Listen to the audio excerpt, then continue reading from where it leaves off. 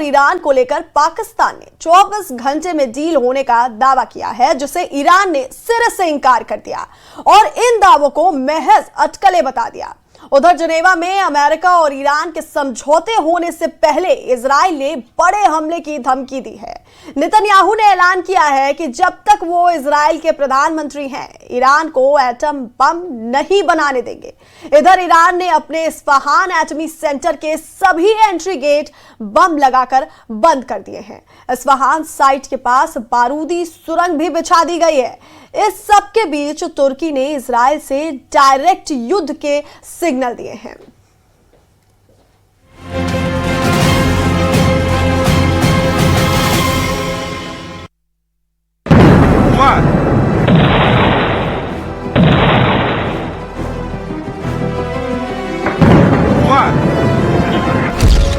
Trump को Iran और Israel दोनों ने जबरदस्त टेंशन दे दी है। इजराइल ने तेहरान पर हमलों की धमकी दी है, तो ईरान ने यूरेनियम ग्रेड हथियारों को गुप्त अड्डों पर शिफ्ट कर दिया है। जिनेवा में ट्रंप ईरान से युद्ध समझौते को लेकर जितने खुश थे, उतने ही झटके लगने लगे हैं। इजराइल ने साफ कर दिया है कि ट्रंप की डील से उनके मकसद में कोई तब्दीली नहीं आने वाली। इजराइल ने ट्रंप के शांति के दावों के बावजूद लेबनान पर भीषण हमले जारी रखे हैं। नेतन्याहू ने ईरान को धमकी दी है कि जब तक वो इजराइल के पीएम हैं, ईरान को एटम बम नहीं बनाने देंगे, क्योंकि अगर वक्त रहते ईरान पर हमला नहीं होता तो वो एटम बम फोड़ने की तैयारी कर रहा था। नेतन्याहू की ये धमकी उनके ऑफिस के सोशल मीडिया पोस्ट पर आई। दूसरी तरफ ईरान ने भी इजराइल को धमकी दी है कि ट्रंप से चाहे जो भी डील हो, अपना यूरेनियम उन्हें नहीं सौंपने वाले। اساس این دارایی‌های ما هم آزاد خواهد شد و هیچ یک از دارایی ما نمیتونه مجدد مسدود بمانه. این که کاملا روشن است. برای بازسازی خساراتی که به ایران وارد شده یک طرح اقتصادی پیش بینی شده در این توافقنامه که عرض میکنم از اون مواردی هست که باید با جزئیاتش بیاد. CNN की रिपोर्ट के मुताबिक ईरान के एटम बम ग्रेड यूरेनियम तक पहुंचना अमेरिकी फौज के लिए अगर 1 महीने पहले मुश्किल था, तो अब ये नामुमकिन हो गया है, क्योंकि ईरान ने अपने इस्फहान न्यूक्लियर प्लांट के दरवाजों पर बारूदी सुरंगें बिछा दी है और परमाणु बंकरों के रास्ते डायनामाइट से उड़ा दिए हैं। इसीलिए ईरान से यूरेनियम निकालने का मिशन अब बहुत खतरनाक और जोखिम भरा हो चुका है। ईरान ने बम बनाने लायक यूरेनियम के अपने भंडार को सील करने का काम बहुत तेजी से किया है। रिवोल्यूशनरी लड़ाके जानबूझकर उन सुरंगों को ढहा रहे हैं जहां यूरेनियम रखा हुआ है और एंट्री पॉइंट पर बारूदी सुरंगें बिछा रहे हैं।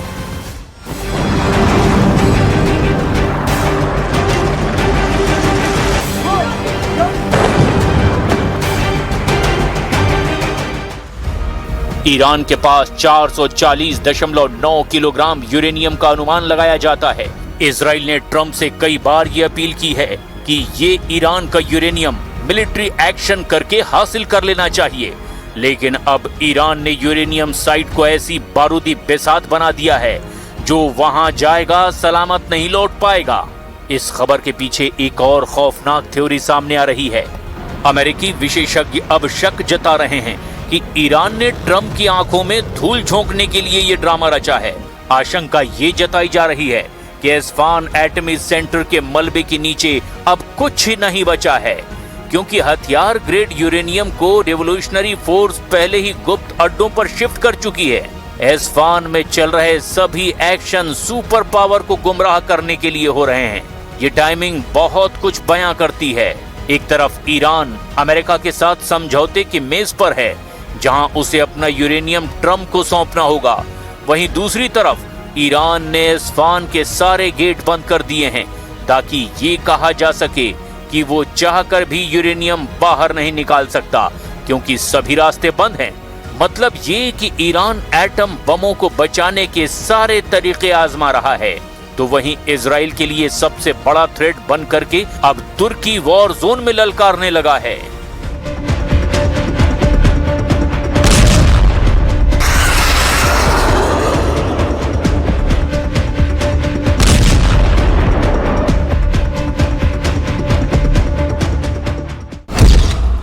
यरूशलम पोस्ट की रिपोर्ट के मुताबिक तुर्की ने इजराइल से युद्ध की तैयारी शुरू कर दी है। इसके कई सिग्नल मिले हैं, जैसे तुर्की ने सैन्य नियमों में बड़े बदलाव किए हैं, एर्दोआन ने आपातकालीन शक्तियां बढ़ा ली हैं, तुर्की ने मिसाइलों और ड्रोनों के प्रोडक्शन में तूफानी तेजी लाई है, तुर्की के लीडर लगातार इजराइल विरोधी बयानबाजी कर रहे हैं। एर्दोआन हर मौके पर नेतन्याहू को विलन ठहराते हैं। स्वयंभू खलीफा एर्दोआन को इजराइल से कई हिसाब चुकाने हैं, क्योंकि उन्हें डर है कि इजराइल आज नहीं तो कल उन्हें टारगेट पर जरूर ले सकता है। तुर्की और इजराइल की पुरानी दुश्मनी भी युद्ध की बड़ी वजह बन सकती है। इजराइल ने जब कतर पर हमला किया था तो सबसे ज्यादा अगर किसी देश ने नेतन्याहू को बुरा भला कहा तो वो तुर्की ही था। तुर्की ने इजराइल के साथ सभी आर्थिक रिश्ते तोड़ दिए थे। तुर्की ने अपना एयर स्पेस इजरायली विमानों के लिए बंद कर दिया था। तुर्की ने अपने बंदरगाहों पर इजरायली जहाजों की एंट्री पर पाबंदी लगा दी थी। तुर्की ने अपने जहाजों को भी इजरायली बंदरगाहों पर जाने की इजाजत देने से मना कर दिया था। अब तुर्की इजराइल की उस फहरिस्त में शामिल होता जा रहा है जिसमें अभी ईरान और लेबनान हैं। इजराइल के बढ़ते दखल ने एर्दोआन को एहसास दिला दिया है कि ईरान पर अटैक के बाद उनका नंबर हो सकता है। इसीलिए अब उन्होंने नेतन्याहू से टक्कर लेने का मन बना लिया है। एर्दोआन गाजा की ये तस्वीरें पिछले 1.5 साल से देख रहे हैं।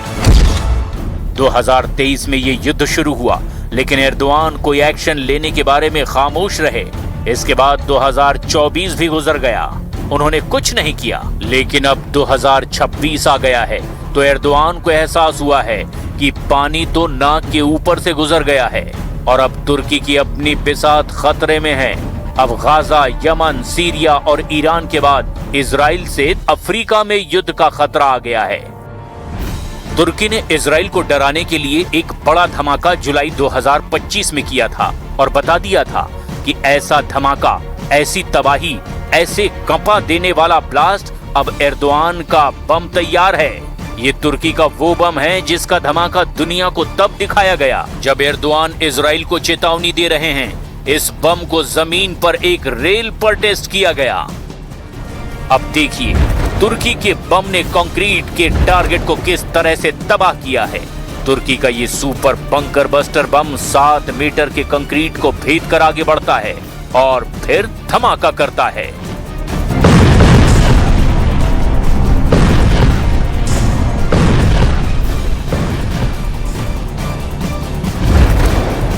अब देखिए एर्दोआन का दूसरा बम। इस बम को तुर्की की एयरफोर्स कैसे इस्तेमाल करेगी, इसकी तस्वीरें भी जारी की गई है। तुर्की ने इस बम को अपने F-16 जेट पर लगाया है और जमीन पर इसके टेस्ट भी किए गए, जब टरमैक पर खड़े एक F-16 से इस बम को रिलीज करने की प्रैक्टिस की गई। तुर्की ने 2 बम तैयार किए हैं। एक का नाम है हयालत, तुर्की की भाषा में इसे भूत कहा जाता है। दूसरे बम का नाम है गजब यानी गुस्सा। एर्दोआन पूरी दुनिया को तुर्की का बनाया गया भूत बम भी दिखा रहे हैं और गजब यानी गुस्सा भी दिखा रहे हैं। ये दोनों कन्वेंशनल यानी गैर परमाणु बम हैं। ये दोनों बंकर बस्टर बम हैं और दोनों ही करीब 1000 किलो वजन के हैं। ये दोनों ही बम बहुत ज्यादा खतरनाक हैं।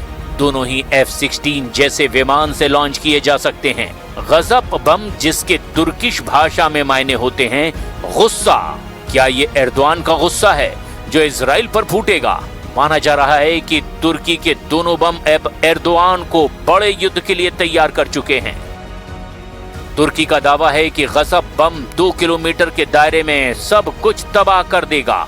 ये अमेरिका के MK-84 और Mark 84 बंकर बस्टर से 3 गुना ज्यादा ताकतवर बताया जा रहा है। नेटो देशों के मुख्य हथियारों में से एक MK-84 बम 3.5 मीटर चौड़ी कंक्रीट को भेद सकता है, जबकि तुर्की का गजब बम 7 मीटर चौड़ी कंक्रीट को चीर कर दिखा चुका है। दोनों ही बम का वजन 1000 किलो से कुछ ही कम है। दोनों को विमानों से लॉन्च किया जाता है। धमाके के दौरान गजब बम से करीब 10,000 बॉम्बलेट्स यानी विशेष घातक कण चारों तरफ फैल जाते हैं। ये कण 10 अलग अलग तरह के घातक टुकड़ों में बदलकर भयानक तबाही फैलाते हैं। गजब बम को सिर्फ एक हथियार नहीं बल्कि तुर्की की डिफेंस इंडस्ट्री में एक क्रांति कहा जा रहा है और इससे एर्दोआन का जोश बहुत ज्यादा बढ़ा हुआ है। जून 2025 में तुर्की के राष्ट्रपति रजीब तैयब एर्दोआन ने कहा था कि वो तुर्की की सेना को इतनी ताकतवर बना देंगे कि कोई देश उस पर हमले की हिम्मत ना करे। सवाल ये है कि क्या एर्दोआन का ये मैसेज इजराइल के लिए माना जाए, क्योंकि तुर्की अब ऐसे बम और मिसाइल तैयार कर रहा है जिसके दायरे में इजराइल आराम से होगा। तुर्की ने अपनी हाइपरसोनिक मिसाइल दुनिया को दिखाई है। इस्तांबुल में अंतर्राष्ट्रीय हथियार मेले में तुर्की ने आवाज से 5 गुना तेज रफ्तार से हमला करने वाले हथियार की नुमाइश की थी। यह है तुर्की की तैफून ब्लॉक 4 मिसाइल, जो एक हाइपरसोनिक मिसाइल है। इसे तुर्की की मिसाइल बनाने वाली कंपनी रॉकेस्तान ने तैयार किया है। इस मिसाइल की रफ्तार है 6000 किलोमीटर प्रति घंटा। ये मिसाइल 1 सेकंड में 1666 मीटर की दूरी तय करती है। एर्दोआन का मूड युद्ध का नजर आ रहा है। उनकी सेना कुछ बड़ा करने जा रही है। ये खतरा नेतन्याहू को भी नजर आ रहा है। इस बार तुर्की ने हद पार की तो इजराइल अमेरिका की तरफ देखेगा भी नहीं, क्योंकि ट्रंप तुर्की पर कुछ ज्यादा ही मेहरबान है। इसीलिए इजराइल अकेले ही तुर्की को कई टुकड़ों में तोड़कर एर्दोआन की युद्ध सनक मिटा सकता है।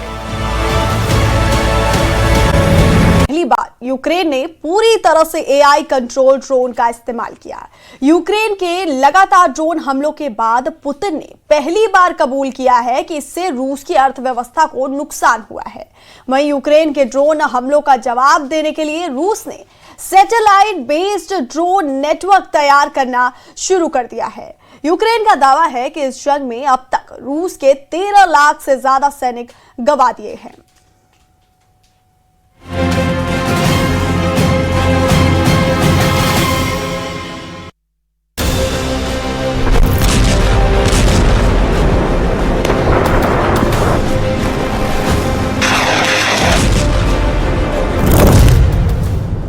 क्या दुनिया एक नई तरह की जंग देख रही है?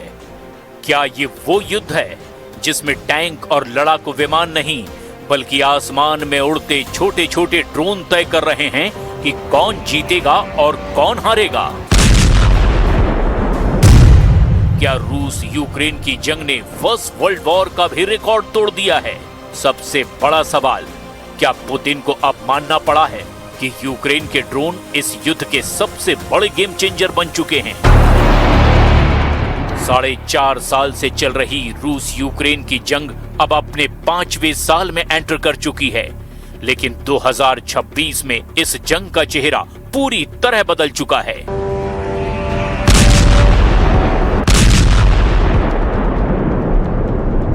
रूस के अंदर घुसकर यूक्रेन ने एक और बड़ा हमला कर दिया है।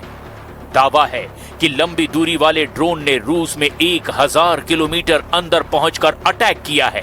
ये हमला रूस के दक्षिण पश्चिम शहर क्रास्नोडा में हुआ, जहां यूक्रेन के ड्रोन रणनीतिक समुद्री टर्मिनलों तक पहुंच गए और कई अहम ठिकानों को निशाना बनाया। यूक्रेन ने दावा किया कि उसने उस पोर्ट इंफ्रास्ट्रक्चर को भी निशाना बनाया जिसका इस्तेमाल रूस की सेना तक ईंधन पहुंचाने के लिए किया जाता है। रूस ने यूक्रेन के 177 सैनिकों को मार गिराने का दावा किया। यूक्रेन ने दूसरा ड्रोन हमला ज़ापोरेज़िया में रूस के कब्जे वाले इलाके में एक मिलिट्री ट्रेनिंग ग्राउंड में किया। यूक्रेन के ड्रोन फोर्स के कमांडर ने दावा किया कि इस इलाके में यूक्रेन ने कई टारगेट को हिट करने में कामयाबी हासिल की है। यूक्रेन के ताबड़तोड़ हमलों के बाद पुतिन ने एक ऐसी बात कबूल की जिसने पूरी दुनिया का ध्यान खींच लिया है। Но у нас все быстро восстанавливается, никаких проблем здесь, серьезных проблем они нам создать не смогут. Но мы, имея в виду то, что они делают, должны, и это следующая задача, отвечать им как следует. И мы это делаем и будем наращивать. पुतिन ने दबे जुबान कबूल कर लिया कि यूक्रेन के हमले अब मॉस्को की अर्थव्यवस्था को हिला कर रख देंगे। हालांकि उन्होंने भयानक पलटवार की भी चेतावनी दी है, लेकिन इस जंग में रूस को भी भारी कीमत चुकानी पड़ी है। पहला बड़ा नुकसान तो रूस को सैनिकों के मोर्चे पर हुआ। यूक्रेन के जनरल स्टाफ ने दावा किया कि महज 24 घंटे में रूस को 1000 से ज्यादा सैनिकों की जान गंवानी पड़ी, जबकि अब तक के रूस ने 13 लाख सैनिक से ज्यादा खो दिए हैं। कुछ रिपोर्ट में तो यहां तक दावा किया गया कि रूस रोजाना औसतन 1000 से 1500 सैनिक खो रहा है। आर्थिक मोर्चे पर रूस 77 लाख करोड़ रुपए से ज्यादा यूक्रेन जंग पर खर्च कर चुका है। डोनेट्स्क से लेकर खार्किव तक, क्राइमिया से लेकर मॉस्को तक, हर तरफ एक नया हथियार दिखाई दे रहा है, ड्रोन और सिर्फ ड्रोन। दावा है कि अब इस युद्ध में होने वाली ज्यादातर मौतों के पीछे ड्रोन हमले हैं। यानी जिस तरह पहले विश्व युद्ध को ट्रेंच वॉर मतलब कि खाई युद्ध के लिए याद किया जाता है, उसी तरह रूस यूक्रेन युद्ध को दुनिया शायद ड्रोन वॉर के नाम से याद रखे।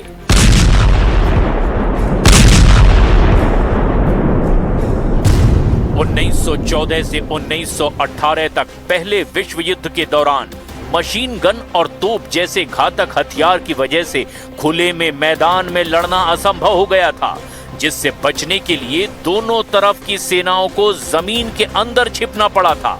जबकि मौजूदा युद्ध में ड्रोन हमला सबसे बड़ा खतरा बनकर उभरा है। यूक्रेन ने हजारों सस्ते FPV ड्रोन तैयार किए हैं, जो कुछ $1000 की लागत में लाखों डॉलर के रूसी हथियारों को तबाह कर रहे हैं। और अब यूक्रेन सिर्फ हमला ही नहीं कर रहा है, बल्कि ड्रोन से रसद और गोला बारूद भी पहुंचा रहा है। यानी सैनिकों की जगह मशीनें अब मोर्चे पर उतर चुकी हैं। लेकिन कहानी यहीं खत्म नहीं होती, क्योंकि दूसरी तरफ रूस भी पीछे नहीं है। पुतिन ने माना है कि यूक्रेन के ड्रोन रूस की एयर डिफेंस को भेदने में कामयाब हो रहे हैं, और इसी वजह से रूस अपने डिफेंस को अब और पुख्ता और मजबूत करने में लगा हुआ है। रूस अब अटैक ड्रोन को कंट्रोल करने के लिए सैटेलाइट बेस्ड सिस्टम विकसित कर रहा है। मतलब ड्रोन के लिए अब एक अलग सैटेलाइट नेटवर्क तैयार किया जाएगा। Практически, можно сказать, частная структура, так она, лишний раз не буду ее называть, хотя уже неоднократно звучала она в разных ситуациях и в СМИ, успешно работает. यानी क्रेमलिन समझ चुका है कि भविष्य की जंग ड्रोन और AI तय करेंगे। उधर यूक्रेन के AI डिफेंस सेंटर के अधिकारियों का दावा है कि आने वाले वक्त में युद्ध सैनिकों का नहीं, बल्कि ऑपरेटिंग सिस्टम का होगा, जो ज्यादा तेज डेटा पढ़ेगा, जो ज्यादा स्मार्ट AI इस्तेमाल करेगा, वही युद्ध में बढ़त हासिल करेगा।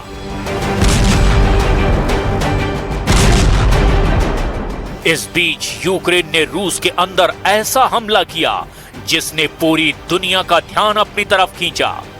यूक्रेन के ड्रोन और लंबी दूरी की मिसाइलों ने रूस के कई अहम ठिकानों को निशाना बनाया। तेल रिफाइनरी, पेट्रोकेमिकल प्लांट और क्राइमिया को जोड़ने वाले अहम सप्लाई रूट तक पर बड़ा हमला किया। इन हमलों का असर इतना बड़ा था कि रूस डे के कई कार्यक्रम रद्द करने पड़े। मॉस्को के रेड स्क्वायर का पारंपरिक समारोह भी इससे प्रभावित हुआ। कुछ दिन पहले यूक्रेन ने रूस पर सैकड़ों ड्रोन छोड़ दिए थे। रूस का दावा था कि उसने 376 ड्रोन मार गिराए, लेकिन इसके बावजूद कई इलाकों में अलर्ट जारी करना पड़ा। 2025 तक रूस यूक्रेन के बड़े इलाके पर कब्जा कर चुका था, लेकिन 2026 में ज़ेलेंस्की के लड़ाकों ने पूरी कहानी ही पलट कर रख दी। रिपोर्ट में दावा किया गया कि करीब 600 वर्ग किलोमीटर इलाके को यूक्रेन की सेना ने रूस से वापस छीन लिया। यूक्रेन का दावा है कि उसकी 3rd आर्मी कोर ने 150 किलोमीटर की फ्रंट लाइन में अपनी स्थिति मजबूत कर ली है। फ्रंट लाइन को मजबूत करने के लिए नए कमांड स्ट्रक्चर शुरू किए गए हैं। रूस को पीछे धकेलने के लिए ड्रोन और रोबोटिक युद्ध क्षमताओं को बढ़ाया गया है। यूक्रेन की 3rd आर्मी कोर ने दावा किया कि पहले हर महीने 70 वर्ग किलोमीटर जमीन गंवा देते थे, लेकिन आज की तारीख में 1 मीटर जमीन भी खिसकने नहीं दे रहे हैं। लेकिन युद्ध केवल रूस के लिए चुनौती नहीं है। यूक्रेन भी लगातार रूसी हमलों का सामना कर रहा है। रूस लगातार शाही ड्रोन और मिसाइलों से यूक्रेन के शहरों को निशाना बनाता चला जा रहा है। हाल ही में चेर्नोबिल के पास परमाणु ईंधन भंडारण केंद्र के आसपास ड्रोन हमला किया गया। हालांकि अंतर्राष्ट्रीय एजेंसियों ने कहा है कि रेडिएशन का स्तर सामान्य है, लेकिन इस हमले ने दुनिया की टेंशन बहुत बढ़ा दी है। आज हालात ऐसे हैं कि दोनों देश लाखों ड्रोन बनाने की दौड़ में जुटे हुए हैं। रूस ने अलग ड्रोन फोर्स बना ली है, यूक्रेन ने भी ड्रोन ब्रिगेड खड़ी कर दी है और अब जंग केवल मोर्चों पर नहीं बल्कि लैपटॉप, एआई और सैटेलाइट नेटवर्क के जरिए भी लड़ी जा रही है।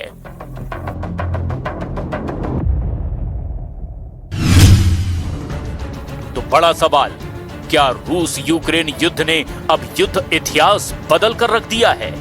क्या फर्स्ट वर्ल्ड वॉर के बाद दुनिया पहली बार किसी ऐसी जंग को देख रही है जहां इंसानों से ज्यादा मशीनें लड़ाई लड़ रही है? क्या आने वाले वक्त में सैनिकों की जगह ड्रोन और एआई ले लेंगे? क्योंकि यूक्रेन के आसमान में जो हो रहा है वो सिर्फ रूस और यूक्रेन की लड़ाई नहीं बल्कि भविष्य के युद्ध का ट्रेलर है। इस बीच एक नए दावे ने भी दुनिया की नींद उड़ाकर रख दी है। यूक्रेन में मौजूद अमेरिकी बायोलॉजिकल लैब में एक रिसर्च हो रहा है। क्या ऐसा वायरस तैयार किया जा रहा है जिसके इस्तेमाल से रूस का विनाश तय है? क्या यूक्रेन की धरती पर अमेरिका ऐसा जैविक हथियार बना रहा है जिसके आगे रूस का कोई हथियार काम नहीं करेगा? ट्रंप के एग्जीक्यूटिव ऑर्डर के समर्थन में तुलसी गबार्ड ने ऐसा दावा किया जो बारूद से ज्यादा विस्फोटक है, मिसाइलों से भी ज्यादा तबाही मचाने वाला हो सकता है। यूक्रेन की धरती पर अब ऐसी खामोश लड़ाई की तैयारी हो रही है जिसकी आवाज तो नहीं होगी लेकिन असर किसी परमाणु हमले से कम नहीं होगा, क्योंकि बारूद और मिसाइलों के बाद अब इस जंग का अगला अध्याय शायद इंसानों को नहीं बल्कि पूरी मानवता को डराने वाला हो सकता है।